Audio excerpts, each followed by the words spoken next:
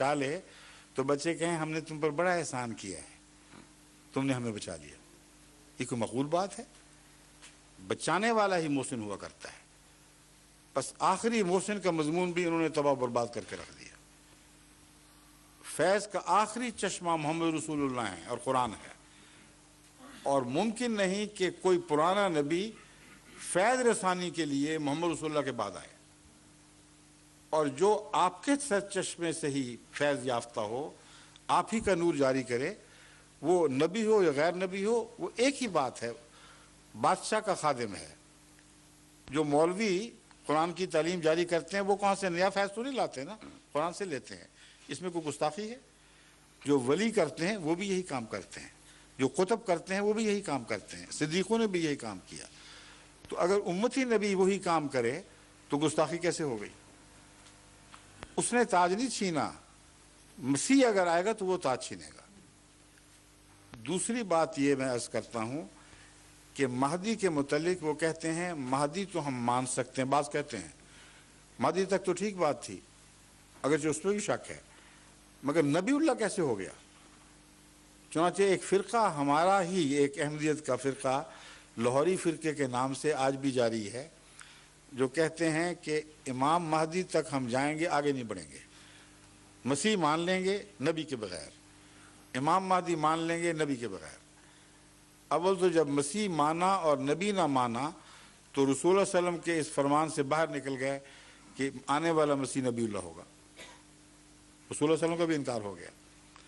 دوسری بات یہ ہے کہ مہدی بغیر نبوت کے ہو ہی نہیں سکتا، عقل کے خلاف بات ہے. انہی علماء سے آپ خود یہ سوال کر کے دیکھ لیجئے، وہ آپ کو وہی جواب دیں گے جو میں ان کی طرف سے آپ کو اب دیتا ہوں. آپ ان سے پوچھیں کہ جناب مرزا صاحب تو جھوٹے ہو گئے، کوئی امام مہدی آئے گا کہ نہیں آئے گا؟ انتظار میں عمریں گزر گئیں، نسلیں تباہ ہو گئیں، آئے گا کہ نہیں آئے گا؟ کیا جواب دیں گے؟ نہیں آئے گا. میں بھی منتظر کا قائل ہوں. ہاں بالکل آئے گا جعفریہ سے تعلق ہے. میں سمجھ رہا ہوں آپ کا جس فرقے سے بھی تعلق ہو، اس بارے میں اتفاق ہے، امام مہدی ضرور آئے گا. درست ہے نا؟ لیکن آپ نے جو حضرت عیسیٰ علیہ السلام کے بتایا وہ سنیوں کا اعتقاد ہے، ہمارا یہ اعتقاد نہیں ہے. نہیں، میں آپ کو بتاؤں گا، آپ کا بھی ہے. نہیں، میں آپ کو بتا دوں گا، ابھی ثابت کر دیتا ہوں. میرا ذاتی طور پر نہیں. ذاتی نہیں، آپ کا ہو یا نہ ہو، شیعوں کا اعتقاد ہے. اس لیے کہ وہ مانتے ہیں کہ پہلے امام مہدی ظاہر ہوگا، پھر مسیح آسمان سے اترے گا، اور اس میں تمام ائمہ کی گواہی موجود ہے. شیعہ ائمہ کے اقوال ہیں کہ مہدی پہلے نازل ہوگا، مسیح بعد میں نازل ہوگا. مانتے ہیں کہ نہیں؟ جی بالکل. بس یہی میں کہہ رہا تھا. ٹھیک ہے، اگلی سنیے. ان سے پوچھیں کہ شیعہ ہوں یا دوسرے سنی مولوی، ایک ہی جواب ہوگا، امام مہدی آئے گا کہ نہیں آئے گا.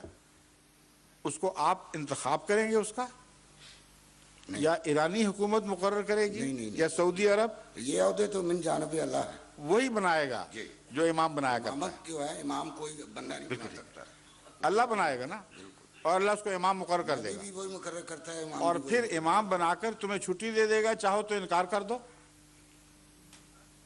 اللہ جب امام بنا دے گا کسی کو تو لوگوں کو اجازت ہوگی اس کو بشک کافر، جہنمی، جو مرضی قرار دو، تمہیں چھٹی ہے. ہو سکتا ہے؟ یہ کبھی نہیں ہو سکتا. جو خدا کے بنائے ہوئے امام کا انکار کرے وہ محمد رسول اللہ سے کاٹا جائے گا. یہ درست ہے یا غلط ہے؟ اسی کو نبوت کہتے ہیں.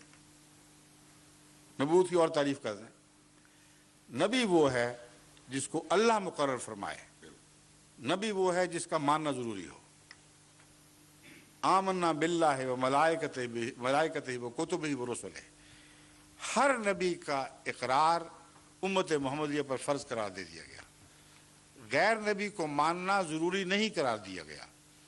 ہے کہیں ضروری کہ مولوی کو مانو، فلاں کو مانو؟ تو امام مہدی کو کیوں مانیں پھر ہم؟ اس لیے ان کا حال یہ ہے کہ بات کہہ بھی جاتے ہیں، نہیں بھی کہتے.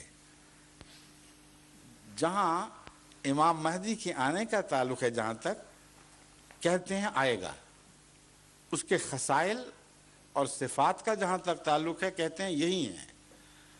ہم کہتے ہیں یہ تو نبی کی تعریف کر رہا ہے، تم بھول گئے ہو. جب صفات نبی کی منسوب کر دی تو کہنے میں کیا حرج ہے؟ کہتے تم کہتے ہو ہم نہیں کہتے. یہی ہو رہا ہے نہیں ہمارے ساتھ. اس کی وہی مثال ہے، وہ پہلے بھی کئی دفعہ بیان کر چکا ہوں، لیکن بڑا لطیفہ دلچسپ ہے. جنہوں نے سنا ہوا ان کو بھی پھر دوبارہ مزہ آ جاتا ہے، اس لیے کوئی حرج نہیں دہرانے میں. ایک بادشاہ کا گھوڑا بہت پیارا تھا بادشاہ کو، اور وہ بادشاہ بڑا مقتدر اور جابر بادشاہ تھا. اس کو پتہ چلا کہ گھوڑا بیمار ہو گیا، اس کا کوئی علاج ہی نہیں. اس کو بڑا غصہ آیا. اس نے کہا میرا گھوڑا اتنا شاندار بادشاہ، کون ہوتا ہے اس کو مارنے والا؟ انہوں نے کہا دیکھو، اگر مجھے کسی نے اطلاع دی کہ میرا گھوڑا مر گیا ہے تو میں اسے پھانسی چڑھا دوں گا. اس لیے خبردار ہے، اس کو ضرور ٹھیک کرنا ہے، اور میں اس کی موت کی اطلاع سننے کا روادار نہیں ہوں گا. اب وہ سارے کھلبلی مچ گئی، رؤساء وزراء اکٹھے ہوئے، آپ کو اکٹھا کیا. انہوں نے کہا علاج ہی کوئی نہیں، ہم کیا کر سکتے ہیں، بادشاہ کو حکم نہیں، زندگی موت پہ خدا کا حکم چلتا ہے. میں نے کہا چلے گا تو صحیح، پر مرے گا کون؟ ہمیں تو صرف اس میں دلچسپی ہے. انہوں نے کہا کہ عجیب مشکل کوئی ہے نہیں. مشورہ کے بعد یہ فیصلہ ہوا کہ گاؤں سے لوگ آتے رہتے ہیں شہروں میں، جو دیہاتی اب آتا دکھائی دے اس کو پکڑ لو اور اس کو کہو کہ بادشاہ سلامت کو اطلاع کر دو کہ گھوڑا مر گیا ہے. اتنی سی بات ہے. یہ بات مشہور ہو گئی تھی. وہ جس کو پکڑا اس کو بھی پتا تھا. اس نے کہا مجھے مرواتے ہو غریب کو، میرا تو کوئی تعلق ہی نہیں، تمہاری ذمہ داری، تم جاؤ ہم بیان کرتے پھرو. انہوں نے کہا نہیں یہ بات نہیں، تمہیں اختیار جو ہم دے رہے ہیں وہ دو ہیں صرف، بادشاہ کے ہاتھوں مرنا ہے یا ہمارے ہاتھوں. تیسرا اختیار ہی کوئی. اس نے کہا پھر اے مردودوں، میں بادشاہ کے ہاتھوں مرتا ہوں، مجھے کیا ضرورت ہے تمہارے جیسے کمینے لوگوں کے ہاتھوں مروں. معصوم آدمی کو پکڑ کے موت میں دھکیل رہے ہو، چھٹی کرو میں جا کے لا دیتا ہوں. وہ ان سب سے زیادہ عقل مند تھا. اس نے بادشاہ سے ادب سے عرض کیا ہے بادشاہ سلامت، مبارک ہو، صد مبارک ہو، آپ کا گھوڑا بالکل ٹھیک ہے. بادشاہ کی تو بادشاہ کھیل گئی خوشی سے. اچھا ٹھیک ہو گیا؟ انہوں نے کہا ہاں جی، میں دیکھ کے آیا ہوں کہ کوئی نشانی ٹھیک ہونے کی بتاؤ تو صحیح. اس نے کہا جب میں گھوڑے کی طرف آ رہا تھا تو پہلے ایک فرلانگ سے اس کے تڑپنے کی آواز زمین سے آ رہی تھی اور زمین دھمک رہی تھی ساتھ. اب جب میں اس تک پہنچا ہوں تو بالکل ساکت و جامد پڑا ہوا ہے، کوئی تڑپ نہیں تھی. اتنا ٹھیک ہو گیا. بادشاہ کچھ گھبرایا. اس نے کہ اور کچھ بات؟ اس نے اور بات یہ کہ جب میں قریب پہنچا تھا تو اس کے سانس کی ایسی آواز آ رہی تھی جیسے آرا چل رہا ہو، اور جب میں قریب آیا ہوں تو بالکل بند، کوئی آواز نہیں آئی.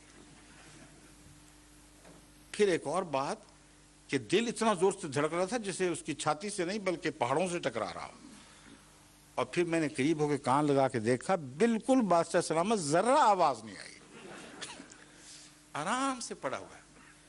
اس پر بادشاہ کا صبر ٹوٹا. اس نے کہا بدبخت، یہ کیوں نہیں کہتے کہ مر گیا ہے؟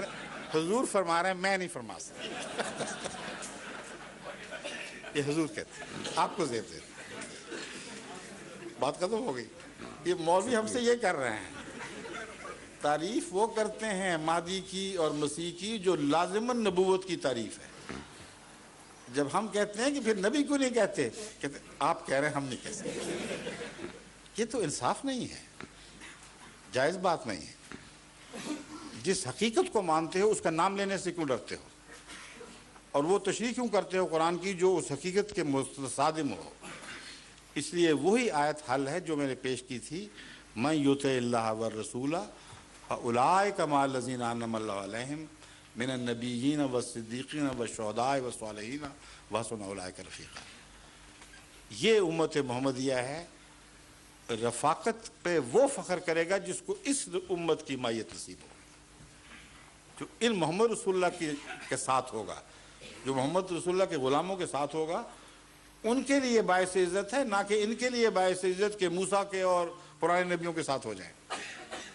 تو یہ ہے اصل خاتم النبیین کی حقیقت، اور یہ ہمارا عقیدہ ہے.